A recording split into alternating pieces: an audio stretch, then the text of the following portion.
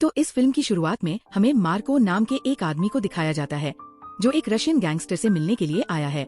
आते ही वो एक पैसे से भरा पाया है कि आदमी को देता है और उसे पूछता है कि मेरा सामान कहाँ है।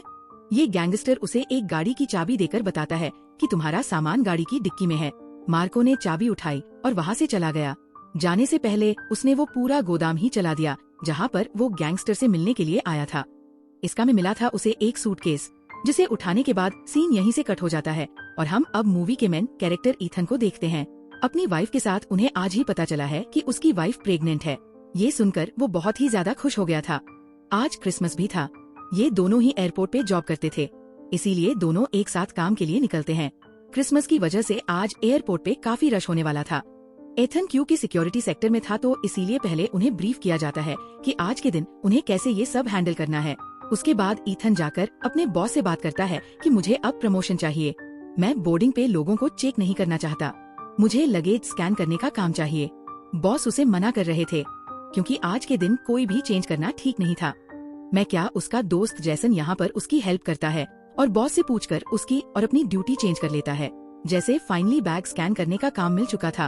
अब सीन कट हो गए हमें एयरपोर्ट के माहिर। एक आरवी दिखाई जाती है जिसमें रैली नामी एक बंदे ने एक आदमी को किडनैप भी किया हुआ था और वो यहाँ सिर्फ 20 मिनट में एयरपोर्ट के सारे कैमरास को भी हैक कर लेता है।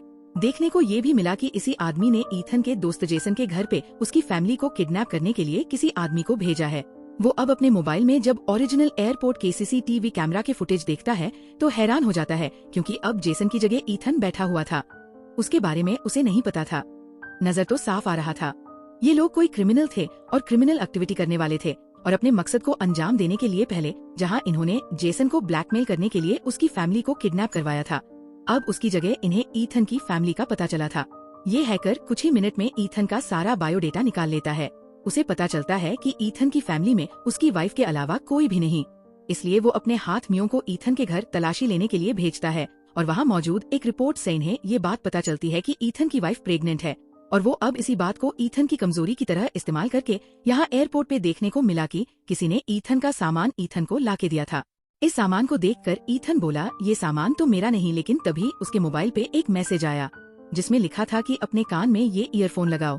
वो हैरान हुआ और उसने ईयरफोन उठाकर अपने कान में लगा लिया। एयरबेड को कान में लगाते ही एक बंदा इधर से बात करने लगता है और उसे कहता है अगर तुम्हें अपनी और अपनी वाइफ की जान प्यारी है तो जैसा मैं कहता हूँ वैसा ही करो। ईंधन को उसकी बातें समझ नहीं आ रही थी। तब वो आदमी बोला तुम्हें ज्यादा कुछ नहीं करना, थोड़ी देर में लाल टोपी पहने मेरा एक बंदा हमारे पास एक सूटकेस लेकर आएगा। तुम्हें बस उसे स्कैन करने के बाद जो चाप आगे पास कर देना है बिना कुछ बोले। अगर तुम ऐसा कर लेते हो तो समझो तुम्हारी और तुम्हारी वाइफ की जान बच गई। ईथन कोई चालाकी ना करे, इसलिए वो आदमी ईथन को यकीन दिलाता है कि वो ईथन के ऊपर पूरी तरह नजर रखे हुए है। तो ये भी जानता है कि इस टाइम ईथन की वाइफ कहाँ पर है क्योंकि ये सारी रिसर्च उसे ने करके दी थी। ये सब सुनने के बाद ईथन थोड़ा डर जाता है और फोन को डेस्क के नीचे करके पुलिस को कॉल मिलाने लगता है, लेकिन इन लोगों की पूरी तरह नजर थी ईथन के ऊपर। वो लोग देख लेते हैं और ईथन से कहते हैं फोन काट दो, पुलिस को कुछ मत बताना वरना समझो बुरा हो जाएगा। तुम मानो या ना मानो, लेकिन इस टाइम मेरे खाते ने तुम्हारी वाइफ के सर पे एक राइफल दानी हुई है। तुम्हारी एक भी गलती उसकी जान ले लेगी। जब तक वो आदमी ईथन से बात कर रहा था पुलिस भी कॉल रिसीव कर चुकी थी, लेकिन नेतन ने पुलिस को कुछ भी नहीं बताया और कॉल कट कर दी। ये रहने के बाद वो आदमी समझ गया था कि उसके इशारों में चलने वाला है। वो एकदम से उसका मोबाइल आकर में लॉक करवा देता है। इतना वो साथ में सवाल करता है क्या तुम एक टेररिस्ट हो, और साथ में नहीं।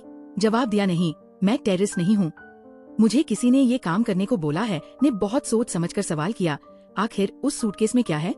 जवाब आपने बोला तुम्हें जानने की कोई जरूरत नहीं है और अगर तुम्हें पता भी चल जाए तो तुम अपना मुंह बंद ही रखना। अगर सूटकेस प्लेन तक नहीं पहुंचा या उसे किसी ने खोल लिया तो समझो तुम और तुम्हारी वाइफ मारे गए। इधर उसे कहता है कि मैं तो अब यहाँ बैठा हूँ, अगर यहाँ पे जेसन होता तुम लोग फिर क्या करते।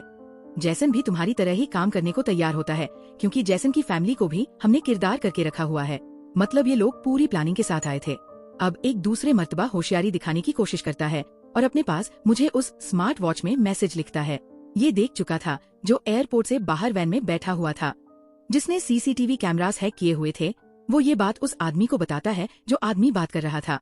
ईंधन से वो ईंधन से कहता है तुम बार बार गलतियां कर रहे हो, मैं इतने मौके नहीं दूंगा, तुम्हें जाओ और अब इस स्मार्ट वॉच को भी लाकर में रख कर आओ। एथन उनकी बात मानते हुए ये कर चुका था और ये भी बात समझ गया